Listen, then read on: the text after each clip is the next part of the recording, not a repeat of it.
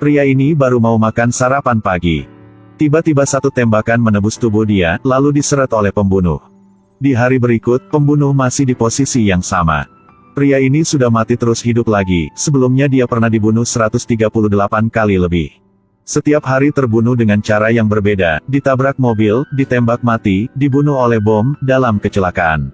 Nama saya Guan Yin, misi saya selesai. Rai tidak tahu mengapa dia terjebak seperti ini, setiap hari jam 7 pagi dia akan mendengar teriakan.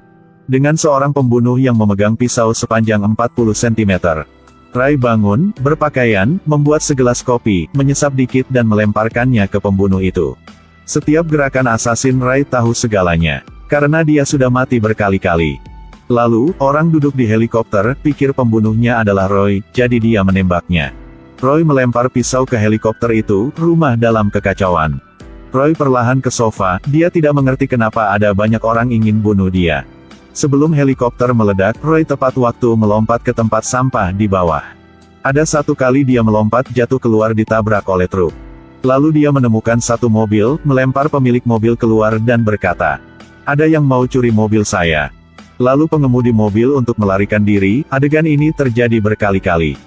Apapun yang dilakukan Roy, dia tidak akan hidup lebih dari 12 jam 47 menit. Jadi dia tidak mau lawan lagi, setiap hari akan duduk minum menunggu mati, hari demi hari. Suatu hari sebelum jatuh ke dalam lingkaran waktu, dia ada bertemu istrinya. Dia seorang fisikawan, dia memanggil Roy ke kantor dan memotong rambut. Penjaga keamanan perusahaan dengan cepat pergi ke sana, seolah takut mengungkapkan sesuatu. Sebelum pergi sang istri berbisik di telinga Roy. Krisis. Kebangkitan ke-144, Roy akhirnya ingat kalimat ini. Roy menemukan sebuah buku, bersembunyi di sudut bawah ruang bawah tanah untuk membaca. Di halaman terakhir dia menemukan sebuah prasasti yang ditulis istri dia untuknya. Kata Roy pasti harus melihat ke depan, waktu tidak menunggu siapapun. Ini adalah petunjuk, tapi Roy belum bisa mengerti. Dia mendongak dan melihat seorang anak dia yang sudah lama tidak dia lihat. Roy bukan ayah yang baik, belum melihat putranya sejak perceraian. Roy ingin mengajak anaknya pergi makan. Baru saja membuka pintu dan melihat 12 jam 50 menit. Ini pertama kalinya, dia sudah hidup begitu lama. Kenapa pembunuh belum menemukan dia? Roy ingat bahwa ada sinyal di dahinya sekarang, mungkinkah dia memiliki pelacak di tubuhnya? Dipikir sampai sini, Roy menemukan sekelompok pembunuh. Cepat peluk anak, dia gunakan tubuh sendiri untuk melindungi anaknya. Melihat putra, dia juga mengerti bagaimana caranya untuk melewati ronde ini. Di tubuh Roy ada locator, kemanapun dia pergi, akan ada pembunuh. Setiap hari dia akan mati dengan cara yang berbeda, 18 kali ditembak, dibom 20 kali, kecelakaan 23 kali, dikul kepala. Saya Guan Yin, misi tercapai. Kematian yang ke-145 kali, Roy tidak bisa menahan lagi, Roy memutuskan untuk melawan. Di perjalanan dia mampir ke bar, tanya temannya yang bekerja sebagai satpam. Jika tubuh diposisikan dengan pelacak, di mana ia akan ditempatkan? Roy baru ingat kalau gadis yang dia temui tadi malam adalah seorang dokter gigi, lalu gadis itu menyuruh Roy memeriksa gigi. Roy membeli sebotol anggur dan jarum. Lalu pergi ke kamar mandi untuk cabut gigi kemarin. Dia akhirnya menemukan locator. Lain kali dia mati, Roy membunuh si pembunuh, lalu bertanya pada gadis dokter gigi siapa yang ada di balik semua ini. Gadis itu berkata, orang itu adalah bos dari mantan istri Roy. Setelah itu, setiap kali dia mati, dia menarik giginya dan membunuh pembunuh. Setelah berurusan dengan para pembunuh, hanya bos yang tersisa.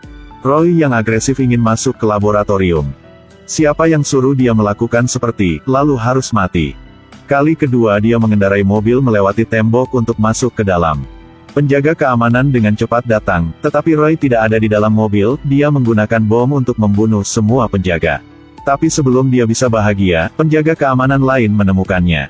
Saya bisa bermain dengan Anda sepanjang hari. Menyadari bahwa mustahil untuk masuk dengan cara seperti itu, Roy menyamar sebagai penjaga, lancar masuk ke dalam. Tetapi ketika dia naik lift, penjaga keamanan memaksanya untuk memindai kartu, dia dengan cepat ditemukan.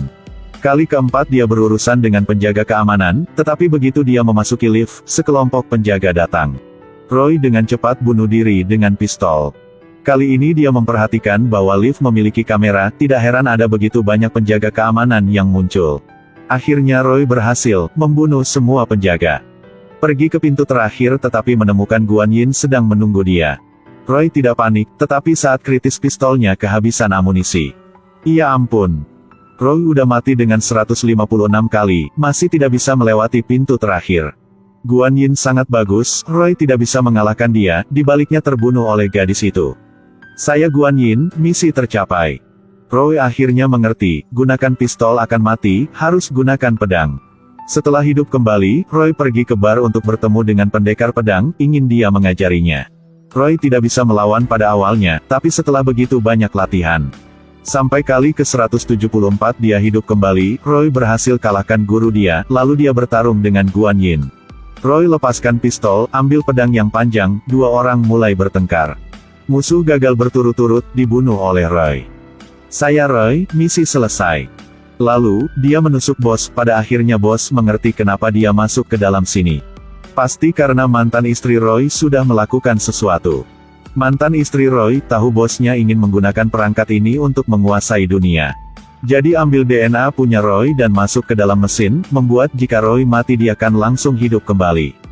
Mantan istri berharap Roy akan hentikan bosnya. Bos bilang sudah bunuh istri dia, anak dia juga ditangkap. Roy bunuh bos, lalu jalan mencari anaknya, tapi anak dia sudah mati juga. Roy menjadi gila, istri dan anak semua mati. Tiba-tiba ada bayangan putih muncul, itu adalah mesin waktu, kota ini diledakkan. Roy hidup kembali, dia merasa putus asa, tidak mau melawan lagi. Dia memilih untuk bersembunyi.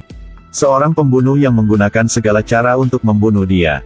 Sampai kali ini, Roy baru ingin kata-kata dari istri, suruh dia harus melihat ke depan. Roy bunuh pembunuh, pergi ke tempat anak main game bersama dia, makan bareng dan obrol berbicara. Pada akhirnya menunggu kota meledak. Setiap hari dia merasakan tanggung jawab dan kebahagiaan ketika menjadi seorang ayah. Sampai suatu ketika, anak Roy mengatakan bahwa ibunya menelepon di pagi hari. Sekarang Roy baru tahu jika mantan istri masih hidup, dia masih ada kesempatan untuk selamatkan istrinya. Roy masuk ke tempat itu lagi, melihat bahwa istri akan dibunuh jam 7:14 menit. Tapi dia bangun jam 7, intinya dia hanya punya 14 menit untuk selamatkan istrinya.